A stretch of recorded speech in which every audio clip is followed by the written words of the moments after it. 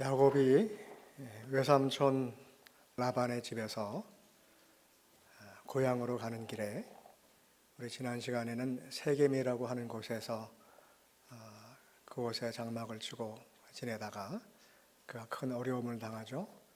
그 어려움으로 인해서 힘들어하고 있을 때 하나님께서 야곱에게 찾아오셔서 이제 네가 베델로 올라가라 라고 하는 말씀을 주셔서 야곱이 순종하여 베델로 올라가서 그곳에 장막을 치고 거기서 제단을 쌓았습니다. 오늘 말씀을 보면 이제 야곱 일행이 베델에서 다시 헤브론을 향해서, 그러니까 기럇 아르바라고 하는 곳이 그 헤브론인데 그곳에 자기 부모님이 이삭이 살고 있는 곳이, 자기 고향으로 내려가는 길에 에브라지라고 하는 곳에 들르게 됩니다. 베델에서 에브랏이라고 하는 곳에 야곱 일행이 들리게 되는데 그 에브랏으로 내려가는 길에 라헬이 해산을 하게 되는 그런 모습을 볼 수가 있어요. 이 에브랏이라고 하는 곳은 베들레헴의 옛 이름이라고 그렇게 알려져 있습니다. 미가서 5장 2절에 보면 베들레헴 에브라다야, 너는 유다 고을 중에 지극히 작을지라도 이스라엘을 다스릴 자가 내게서 날 것이라 하는 그런 말씀을 하셨는데, 그때 에브라다야라고 할 때 그 에브라다라고 하는 말이나 이 에브랏이라고 하는 말이나 같은 지명입니다. 그러니까 이제 야곱이 세겜에서 베델로, 그리고 베델에서 다시 베들레헴으로 이렇게 여정을 옮기고 있는 모습을 보게 돼요.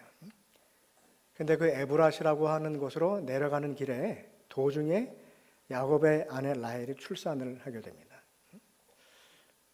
출산을 하는데 이게 무슨 이제 그 산기가 느껴져서 어떤 집안에 머물러서 그곳에서 준비를 다 해놓고 출산을 하는 것이 아니라 여정 가운데 갑자기 산기가 느껴져서 아마 출산을 하게 됐던 것 같아요. 그런데 오늘 말씀을 보면 라헬이 출산을 할 때 순산을 하지 못하고 굉장한 아주 고통 가운데 난산을 했던 것을 알 수가 있습니다. 아주 심히 고생을 하면서 난산을 하게 돼요.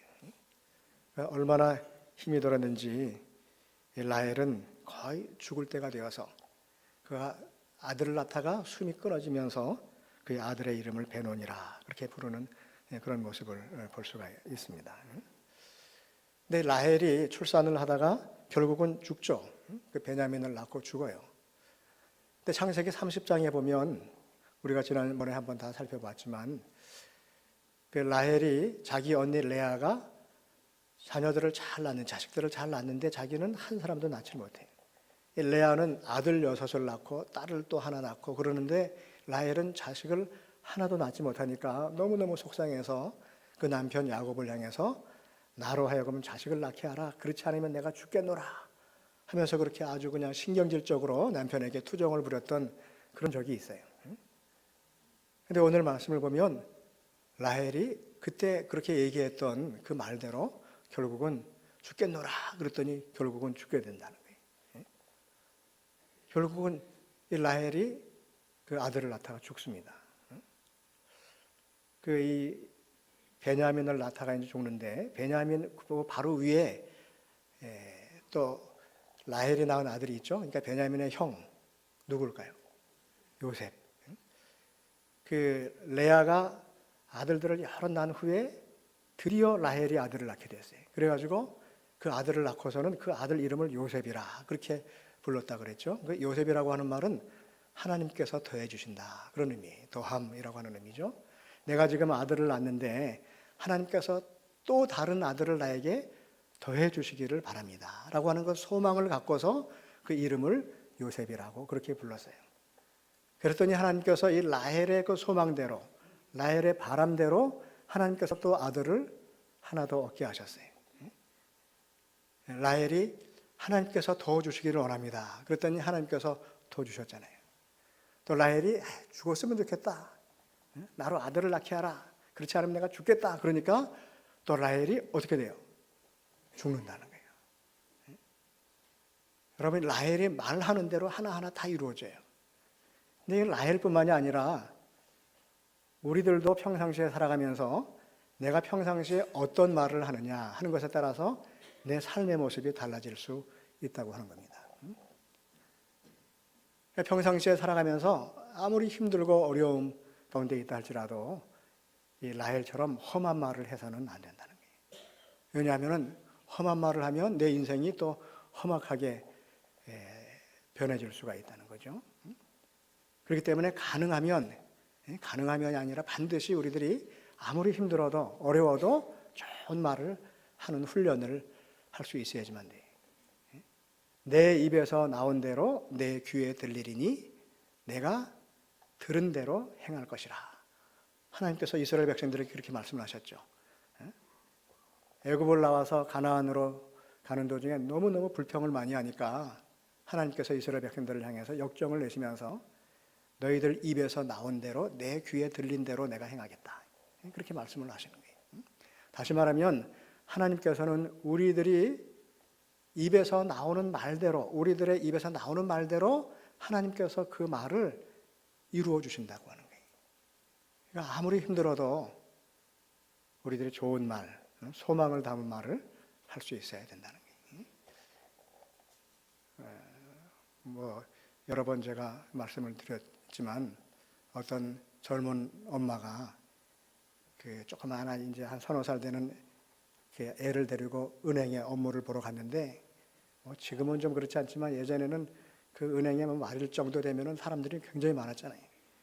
근데 이 아이를 놓고 은행에서 이렇게 그 출금 전표를 쓰고 이러고 있는데 아이가 그냥 온 데 돌아다니면서 얼마나 말썽을 피우는지 사람들이 전부 눈살을 찌푸려요. 그러니까 이 엄마가 그 일을 하다가 말고 야 아무개야 너 일로 와봐. 그래가지고 아이를 잡고는 궁둥이를 그냥 탁탁 때리면서 아이고 이 자식이 너 때문에 내가 뭐라 그래요? 못 살아. 너 때문에 못 살아. 보통은 다 그러면서 때리잖아요. 근데 이 엄마는 아이고 이 자식 내가 너 때문에 잘 살아. 너 때문에 잘 살아. 그러면서 때렸다는 거예요. 여러분 이게 우스갯소리 얘기 같지만 그 엄마는 뭔가 이 말의 능력을 아는 사람인 것 같아요. 신경질적으로 말을 하면서도 라헬같이 내가 죽겠노라 그러지 않고 살겠노라 그러는 거예요. 그러면 우리의 인생이 그렇게 달라질 수 있다고 하는 겁니다. 똑같은 맥락에서 라헬이 난산을 하고 거의 그가 영혼이 떠나갈 때에 오늘 말씀 보니까 18절에 그가 죽게 되어 그의 혼이 떠나려 할 때에 숨이 끊어지는 그런 그 형편에서 그 아들을 낳은 것을 알고는 그 아들의 이름을 붙여줘요. 이름을 뭐라고 붙였습니까? 베노니. 베노니라고 하는 말은 벤이라고 하는 말은 아들이라고 하는 말이에요. 근데 오니라고 하는 것은 이게 나의 슬픔, 나의 불행 그런 의미가 있어요.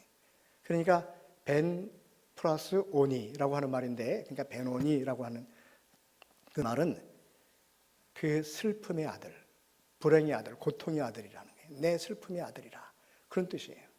그러니까 얼마나 힘들었으면 그 고통 가운데 난산 가운데 낳는 아들을 그 이름하여서 자기가 죽기 바로 직전에 너무너무 힘들고 고통스러워서 나의 슬픔의 아들이라, 고통의 아들이라, 불행의 아들이라 그렇게 이름을 붙였어요.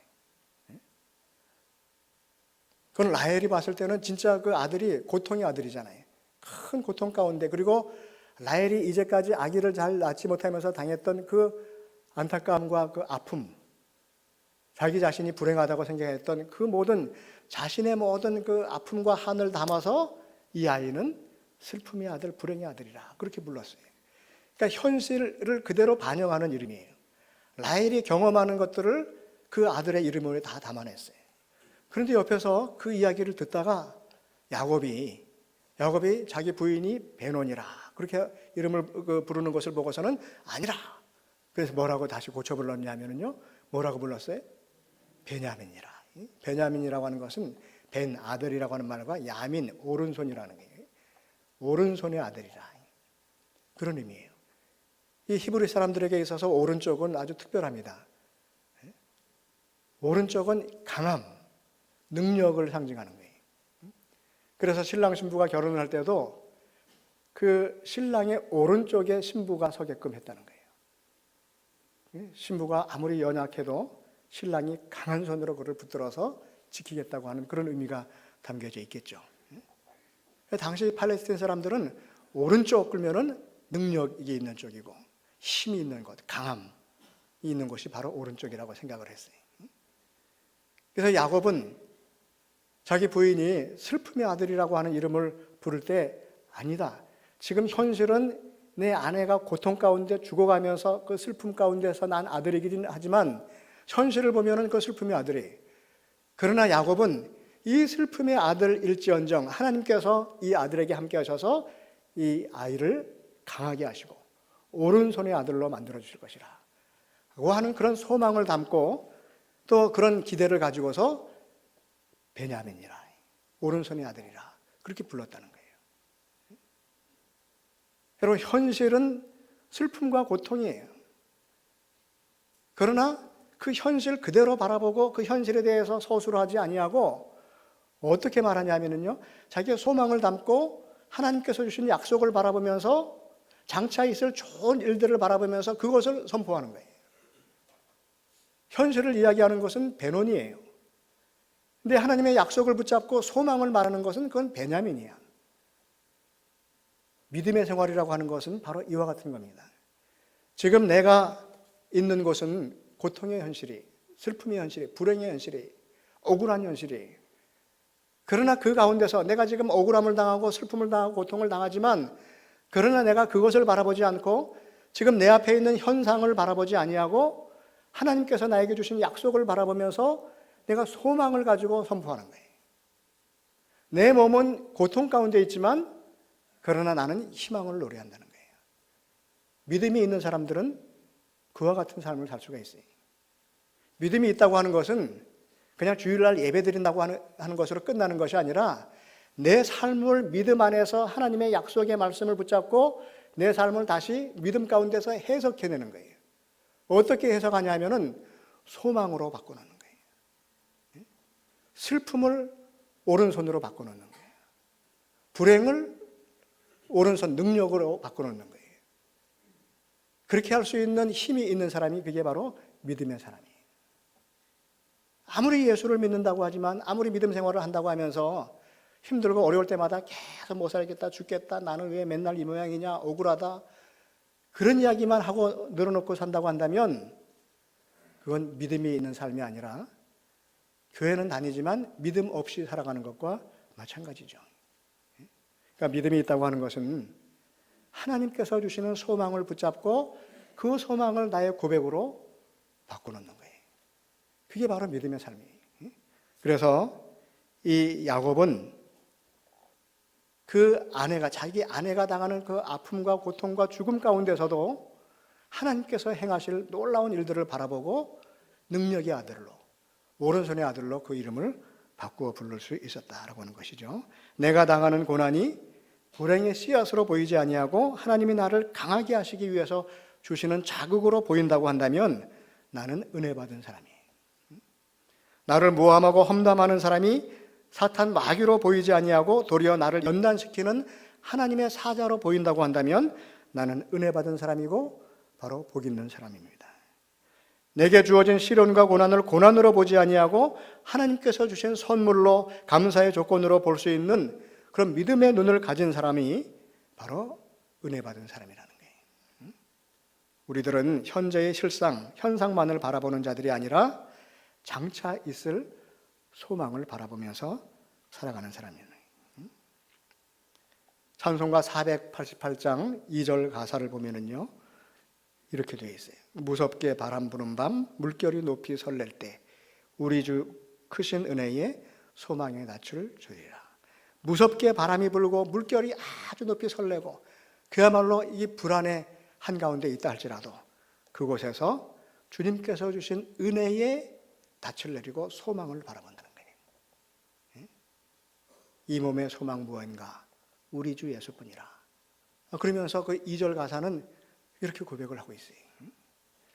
무섭게 바람 부는 밤 물결이 높이 설렐 때 우리 주 크신 은혜의 소망의 낯을 주리라.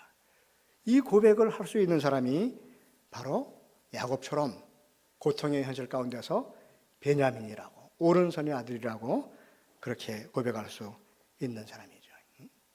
누구나 다 똑같은 그 환경 가운데 우리들이 살아가면서 어떤 때는요, 아주 힘들고 어려운 일들을 당해요. 그런데 나만 그런 어려운 일을 당하는 것이 아니라 다른 사람도 똑같이 어려운 일을 당해요. 똑같은 일을 당하면서 어떤 사람은 그 어려움 가운데서 불평하고 원망하는 사람이 있고요. 똑같은 일을 당하면서 어떤 사람은 그 일로 인해서 오히려 감사할 수 있는 사람이 있어요. 같은 일을 겪고도 사람마다 반응이 다릅니다. 같은 일을 당해서 어떤 사람은 웃어넘기는 사람이 있는가 하면 어떤 사람은 분노하는 사람이 있어요. 어떤 사람은 다른 사람 탓을 하고 어떤 사람은 오히려 감사의 고백을 하는 거예요. 누구 때문에 이렇게 됐다. 이게 아무개 때문에 이 모양이다 말이에요.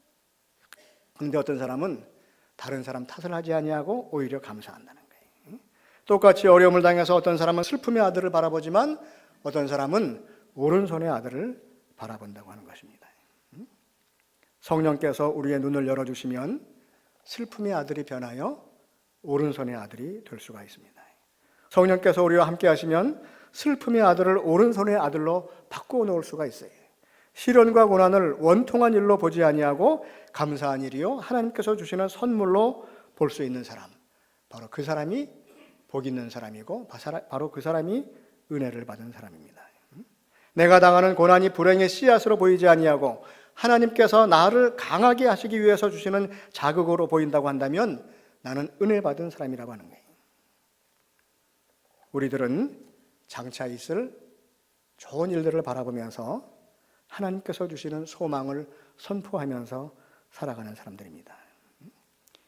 이제 야곱이 그의 아들을 베냐민이라 그렇게 부르고 나서 이제 죽은 아내 라헬을 장사를 지냅니다. 그래서 이제 베들레헴 길에 에브라스로 가는 길에 죽은 아내를 장사하고 그리고 묘비를 세워놓고 그리고 다시 길을 떠나요. 길을 떠나서 에델 망대가 있는 곳까지 왔어요. 이 에델이라고 하는 것은 가축의 떼를 의미하는 단어예요. 주로 여기서는 양떼를 말합니다. 그러니까 그 당시 이 유목민들이 가축을 늘 이렇게 지켜보기 위해서 누군가 가축을 도둑질하는 사람들도 있고 또 가축이 도망가는 가축들도 있어요. 그러니까 그것을 지켜보기 위해서 망루를 세워놓고 그 망대에서 가축을 살펴봤다는 거예요. 그래서 그렇게 했던 그 에델 망대를 지나서 장막을 쳤어요. 근데 잠시 그 에델 망대 근처에 장막을 쳤을 때 어떤 일이 있었냐 하면은요, 오늘 말씀의 22절을 보니까 이스라엘이 그 땅에 거주할 때에 르우벤이 가서 그 아버지의 첩 비라와 동침함에 이스라엘이 이를 들었더라.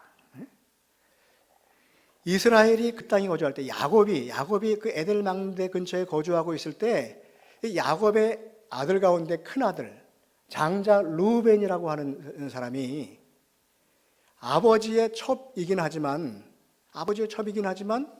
아무리 첩이라고 하더라도 그 어머니나 다름이 없잖아요. 자기 생모는 아니지만 어머니와 같은 사람이 아버지의 첩 비라라고 하는 여인과 동침을 했다는 거예요. 좋게 얘기하니까 동침이지 이 아들 르우벤이 어머니를 욕보였다고 하는 거예요. 여러분 어떻게 이런 일이 있을 수 있겠어요? 아무리 첩이라고 하지만 어떻게 아들이 어머니와 같은 사람을 욕보일 수 있냐 말이에요. 상상도 못할 일을 야곱의 아들, 큰아들이 그 일을 저질렀어요.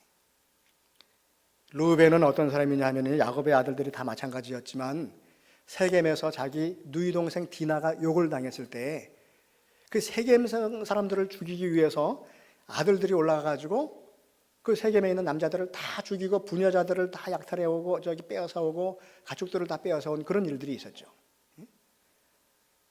자기 누이 그 디나가 당한 일에 복수를 하겠다고 먼저 시므온과 레위가 가가지고 세겜에 있는 남자들을 다 죽여버렸어요. 그리고 나서는 이 르우벤과 또 다른 그 아들들이 올라가서 또 그곳에 있는 모든 것들을 다 약탈해 왔어요. 물론 누이 동생이 당한 그 일에 대한 복수를 하려고 하는 마음도 있었지만 한편으로는 또 어떤 마음이 있었냐면요, 이 야곱의 아들들이 저 세겜이 저지른 그 악한 일들에 대해서 내가 그것을 바로잡겠다고 하는 거예요. 불의를 심판한다고 하는 그런 의도도 있었어요. 야곱의 아들들은 아마 그런 생각을 한편으로 했던 것 같아요. 아녀자를 폭행을 하는 저런 불의를 행하는 사람들은 심판을 해야 된다는 거예요. 내가 봤을 때 저 악을 저지르는 사람들은, 저 사람들은 그 징계를 당해야 될 사람이에요. 르우벤도 그런 마음을 가지고 가서 아마 그 세겜성 사람들을 죽였을 거예요.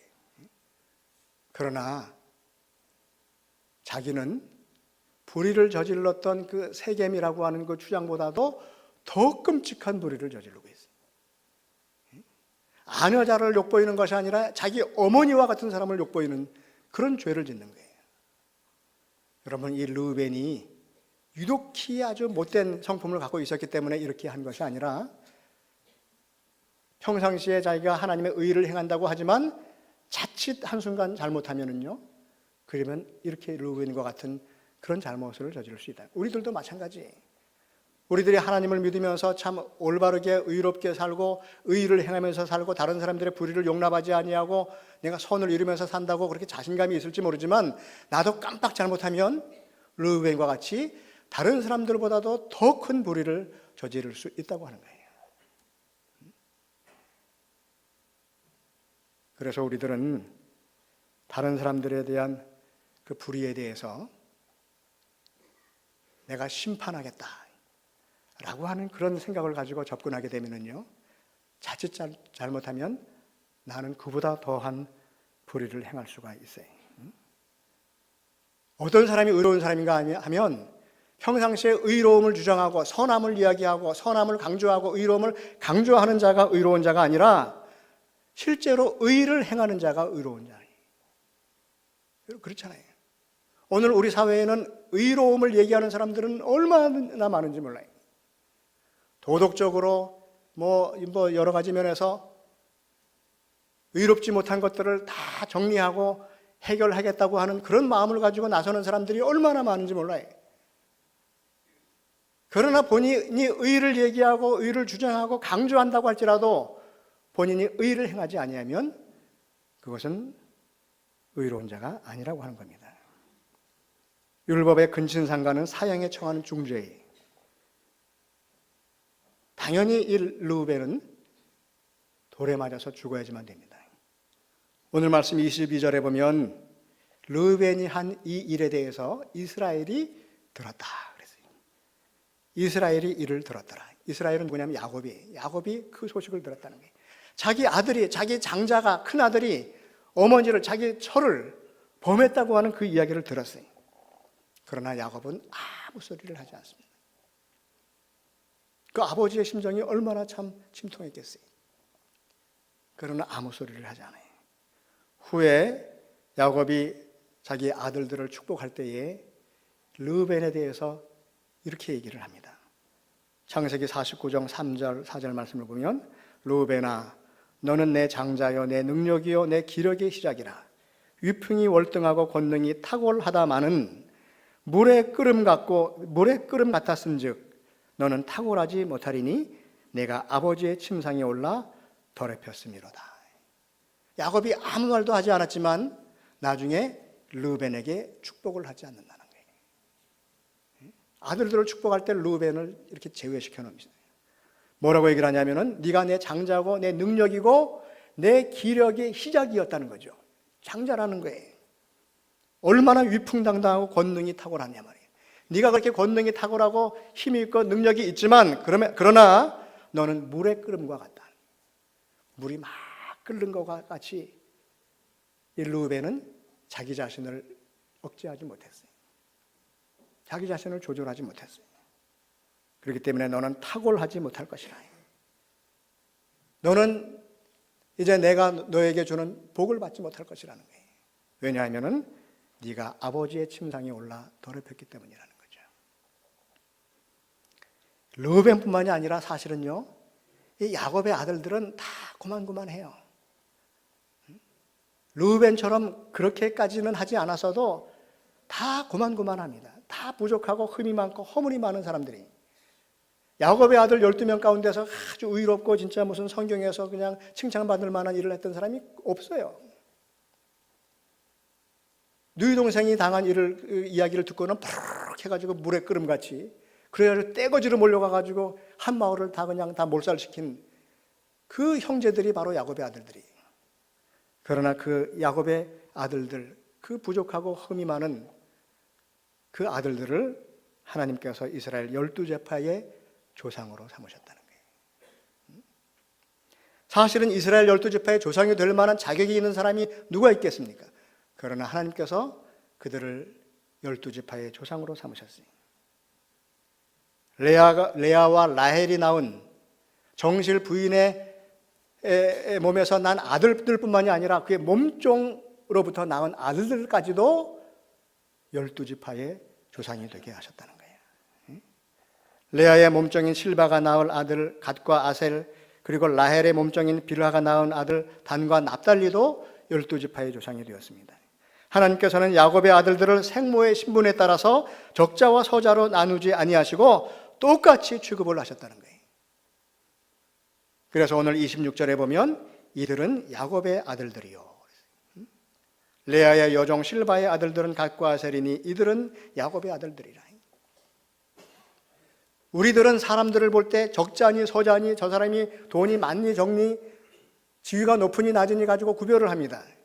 얼마나 똑똑하냐 그렇지 못하냐 가지고 구별을 해요. 그러나 하나님께서는 아무리 허물이 많은 자들이라 할지라도 똑같이 하나님께서 대우하셨다고 하는 거예요.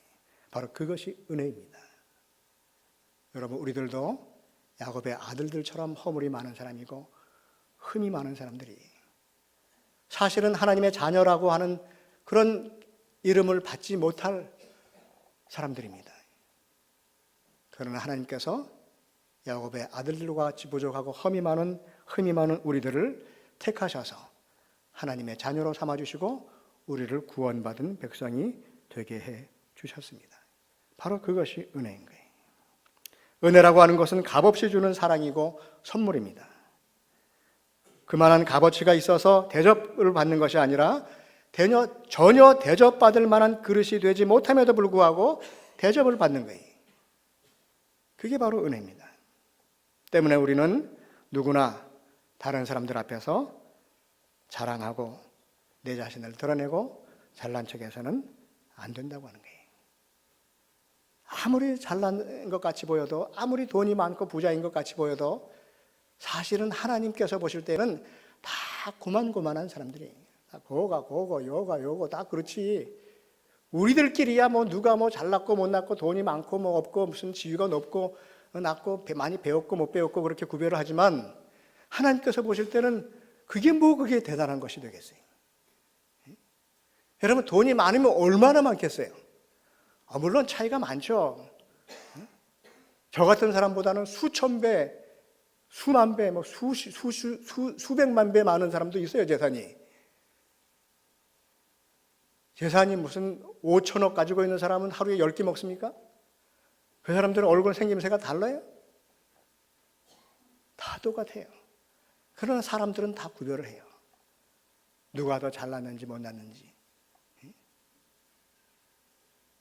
심지어는 구별하되 참 별걸 갖고 다 구별을 해요. 누가 잘생겼냐 못생겼냐 그거 가지고도 구별하더라고. 그렇잖아요. 더 웃기는 일은 또 뭔지 아세요?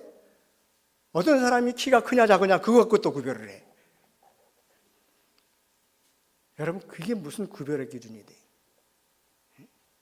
다 고만고만한 사람들이 저 바닷가에 가가지고 그 많은 모래알 가운데서 잘난 모래알, 못난 모래알 구별할 수 있어요? 여러분, 우리들 한 사람 한 사람은 하나님 앞에서 다 고만고만한 사람들입니다. 그야말로 다 도토리 키재기 하는 것이나 다름이 없어요. 다 허물이 많은 사람들이고 다 부족함이 있는 사람들이에요. 그러나 그럼에도 불구하고 하나님께서 우리를 하나님의 자녀로 삼으시고 구원받은 백성을 되게 하셨다고 하는 거예요. 우리들이 평생토록 감사하고 기뻐하며 살아가야 하는 이유가 바로 그것입니다. 내가 하나님의 은혜를 받을 수 없는 자임에도 불구하고 그런 그릇이 되지 못함에도 불구하고 하나님께로부터 받은 은혜가 얼마나 크고 놀라운지 그 사실을 생각하면 우리들은 항상 감사하고 기뻐할 수밖에 없다고 하는 겁니다. 마침내 야곱이 이제 자기 고향에 도달했어요. 아버지가 있는 곳에 도달했습니다. 기럇 아르바 헤르본이라고 하는 곳에 가서 아버지를 만났어요. 아버지 이삭을 만났는데 이제 이삭이 나이가 많고 늙어서 기운이 다음에 결국은 죽어서 자기 열조로 돌아갔고 야곱과 에서가 그를 장사 지냈다라고 하는 것이 오늘 본문에 기록이 되어 있습니다. 헤르본에 가서 이삭을 만났는데 야곱이 아버지를 다시 찾아왔을 때 아버지가 늙어서 나이가 많고 늙어서 기운이 다하여 죽어 열조에게로 돌아갔다는 거예요. 야곱이 기운이 다하여 늙어서 죽을 때 나이가 몇 살이에요? 내가 뭐 그런 것까지 다 하면 목사하지 내가 뭐 그러겠냐? 그때 나이가 몇 살이에요? 180세라. 이삭은 몇 살까지 살았어요? 어렵죠? 이삭이 몇 살에 죽었어요? 180세에 죽었어요. 그 이삭은 몇 살까지 살았어요? 180년을 살았어요. 아마 이때 180세라고 하면 지금으로 말하면 한 90세 뭐 이 정도 되지 않겠나 말이에요. 여러분, 이삭이 나이가 많아서 늙어 기운이 다하여 죽었다는 거예요. 여러분, 이것과 같은 복이 없어요. 우리들이 살아가다가 나이가 많이 들어서 늙어서 기운이 다해서 죽으면 그것만큼 큰 복이 어디 있겠어요? 여러분, 그렇지 않겠어요? 100세 시대라고 하지만은 지금 100세, 90세, 100세 사는 사람들이 그렇게 많지 않죠. 우리 지난주 지난주 2주에 걸쳐서 저희 교회에서 그 하나님의 부르심을 받은 어른들이 4분 계세요. 4분. 저희 교회가 집례는 하지 않았지만 4분이 돌아가셨어요. 그런데 그 4분 전부 다가요 80몇 세도 한 분도 안 계셔요. 전부 90세 넘으셔서 93세, 95세 다 그러시더라고요. 그분들은 복이 있는 분들이. 제가 어제도 갑자기 그 연락을 받고, 제가 아주 어렸을 때부터 저나 저희 누님이나 다 이렇게 그 신앙생활을 지도하고 키워주셨던 제 모교회의 원로 장로님이 계신데 그분이 돌아가셨다고 하는 기별을 받고 부랴부랴 서울로 가서 잠깐 참여하고 왔어요. 그분도 올해 95세시더라고. 근데 그 친척이 그래요. 장로님이 95세시긴 한데 95세인지 몇 세인지 몰라요. 이게 무슨 말이냐 그랬더니 95세인지 100세인지 그건 모른대. 왜냐하면 이북에서 내려오신 분들은요, 이 나이를 다 바꿨잖아요. 그러니까 모르긴 해도 아마 100세는 됐을 거라는 거예요. 물론 이제 말년에 그 장로님도 그 병상에 좀 오래 누워 계셨어요. 그러나 그분도 가만히 제가 이렇게 생각을 해보니까 참 복 있는 분이다 하는 생각이 들어요. 나이가 많아서 늙고 기운이 다하여 죽는 거예요. 여러분, 우리들이 기도할 때 하나님 내 아이가 이렇게 잘 되게 출세하게 해주세요. 그런 기도도 물론 해야 되지만 아울러서 우리가 꼭 빠뜨리지 말고 해야 되는 기도 가운데 하나는요, 하나님 내가 이 세상을 살다가 이제 다시 천국에 갈 때, 내가 죽을 때 이삭처럼 나도 나이가 많아서 늙어 기운이 다하여 죽을 수 있는 그런 복을 내가 누릴 수 있게 해주세요. 그렇게 기도할 필요가 있어요. 야곱과 에서가 그 아버지의 장례를 다 치렀어요.